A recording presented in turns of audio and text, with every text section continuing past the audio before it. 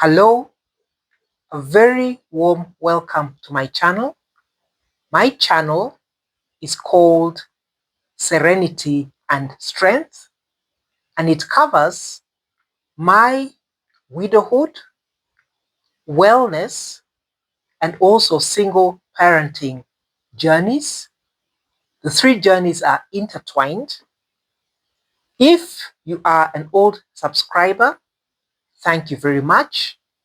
If you are new to the channel, thank you for joining us this time round. And I'll ask you to kindly subscribe, share, like, and also comment. As I always say, subscribing does not cost you anything, but it will ensure that as new episodes are uploaded, you're able to get them without having to look for them.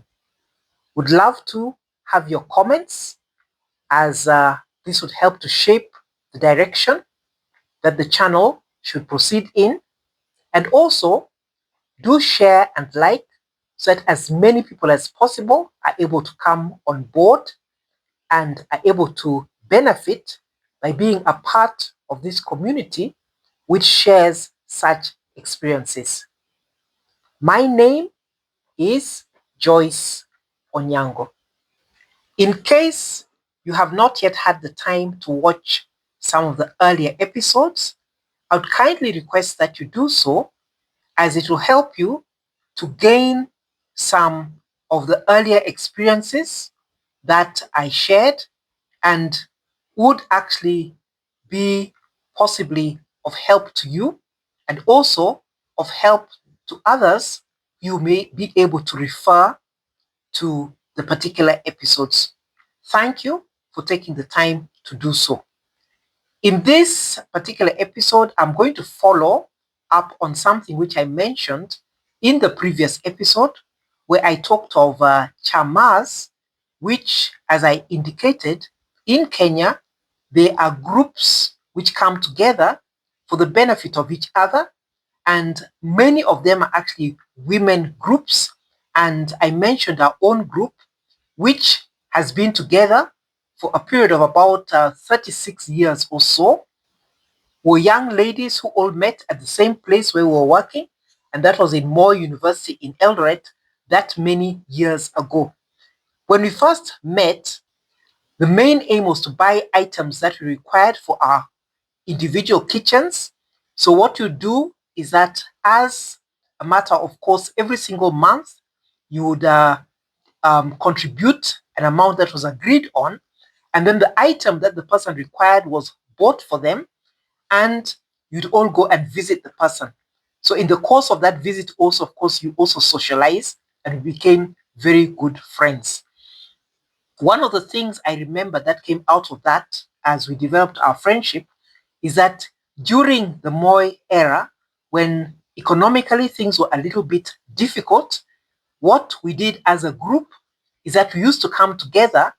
Apart from just contributing the money to buy the kitchen items, we also started contributing to buy items like soap, sugar, cooking oil, salt, and whatever things we needed. We'd buy them from a wholesale shop and then would share. And this helped us to be able to look after our families in a much easier manner, but at the same time, it helped our bond to grow quite a bit. Now, one of the things with the Chamaas, I think it is very important that if you are looking for one to join, it is important that you get people who are like-minded, in that you are all looking after each other's welfare. You look after each other's welfare, you look out for each other, and on top of that, you also try to make each other grow. So it's not people who are selfish, but you need to be people who are actually all selfless. So more or less, you need to have the same kind of values. You shouldn't be a group where you find that some people want to benefit from others. You find that it doesn't actually quite work. Now, what you do is that once you've gotten people who are like-minded, Then you'll also come up with a constitution or rules and regulations which are going to govern how you run the particular Chama, as it is, or the welfare organization. We are actually registered as a welfare organization, but apart from just being registered, even before you got registered, there are a lot of things that we're able to do together. You save, but apart from saving, you'd also agree on whether you're going to invest some of that money. You can invest.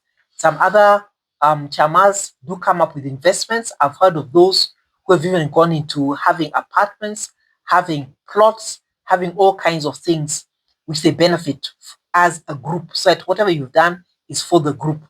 Then, of course, members would also possibly want to have loans which are given out to them at a very reasonable rate. So in case you have issues, then you find that you're able to borrow money and use it for whatever issues you want to sort out. Apart from just borrowing money, you'll find that at the end of a period where you have made some kind of amount, you could also share that out amongst you, depending on what you have agreed to do. Then you find that the other things will come up based on how you agree on what you want to do. There are others who, instead of just contributing like on a monthly basis, the way we were doing, and we were doing that because we were salaried people, there are others who actually contribute maybe on a weekly basis, some even on a daily basis. So it all depends on what your agreements are, and you need to keep to your particular agreements. You will agree on whether somebody is going to be guaranteed or not when they get a loan.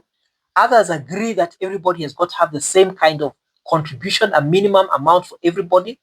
Others agree that everybody must have the same maximum amount. So it really depends on what you have agreed on and what can work for all of you. As I indicated, what matters most is that you have unity of purpose and are all looking after each other's welfare. I have been a member of more than just this particular chama or this particular ladies group. I was a member of two other groups. One of them was a group which had about 8 in total, I think, or 8 in total. And the group was going quite well until the person who introduced me to the group actually passed on. Now, after her passing on, the group did not seem to be able to even just collect the monthly collections that they needed to do. Because you would send your money and then you find that others don't seem to have sent what they're supposed to send. And eventually, the group just disintegrated. What I realized later is that the lady who had invited me was the one who was moving this group and holding it together. So in her absence, the group wasn't able to continue anymore. Then the other group, which I did join, that was a group which was more of a family sort of group, but unfortunately, it was rather dysfunctional. It was that the unity of purpose was not there. So where you have that, some people seem to think they're going to benefit from others, and not everybody is supposed to benefit, then it becomes a problem where you find that the rules and regulations that are agreed on are not kept, where you find that loans are given out and these loans do not follow the laid down or agreed on procedures, where everybody is supposed to be guaranteed to get a loan, and then you find that some people are getting loans and they're not guaranteed by full members, and also the loans are not approved as they're supposed to be approved. And furthermore, you find that some people will take loans and then they don't actually want to repay. So if you have that kind of a scenario, obviously, you'll find that it is a dysfunctional group and the group is not likely to survive. And that group did end up actually folding up. So each group will come up with whatever they want to do based on their needs. And as I said, we started off by buying things for the kitchen, which we no longer do, but we still do have whereby every particular month an amount goes to one specific person and it's up to them to do whatever they require to do with that money. All the same, we also do have amounts that are put aside and are given out in case of any bereavement. Then we also do give out amounts at the end of a year based on whatever we've been able to generate. Then, apart from that, you'll find that when it is somebody's birthday, the birthday is also recognized. And as I indicated last time, we've come up with a new one whereby we are now contributing towards trips so that we can make whatever trips we can on an annual basis. And that is just as a way of rewarding ourselves. So each of you can come up with whatever you feel is necessary, but you'll find that with the loans, that has been something which helped a lot. In case you found that you're short on paying school fees, in case you found that you're short in some kind of a project that you're doing, you'd always be able to get at least a loan at a reasonable amount. So what I would encourage is that for the various ladies around, if you're not a member of a Chamaas or this kind of a group, it is good to become a member. And if you're not good at saving, it is one thing that it will definitely help you to do. And then we pray that you're able to get people who are like-minded so that you're able to uplift yourselves. And it's something which, even if you're one or two, but you're like-minded, you're likely to go much further than if you're many, but you don't actually have the same values. Today I'm talking about stinging nettle, which is available in powder form and also sometimes leaf form, but it is an excellent source of many nutrients which support overall health for bone strength, immune function, and energy production. One of the things that it helps greatly with, which I think is not talked about enough, is sarcopenia, and that is age-related loss of skeletal muscle, mass, strength, and function. And it may begin in the early or late 30s or 40s, but accelerates in the 50s and 60s, and is normally treated through diet and also resistance training. So stinging nettle tea will be excellent for this. It also helps to reduce inflammation, so it's very good for anything to do with arthritis and also muscle aches. It also supports joint health, so it reduces joint pain, improves mobility, and eases stiffness. So it's often used alongside conventional treatments rather than replacing them. It may improve seasonal allergies and also supports heart health. However, it should not replace prescribed blood pressure medication. It may help regulate blood sugar. It's also rich in antioxidants, so is excellent if you take it at least 2 times or so in a day. It also may support healthy skin. It is of great benefit in many ways, and therefore it is advisable that it becomes part of your diet from quite early on. It is an acquired taste, but if you're somebody who loves vegetables, you'll find it very easy to take.